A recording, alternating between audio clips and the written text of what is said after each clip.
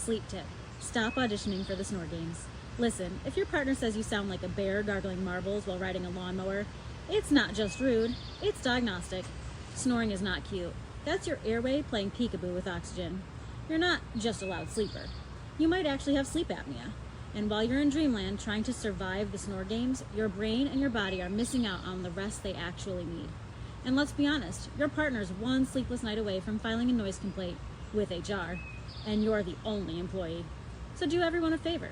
Get checked. Your sleep and your relationship will thank you.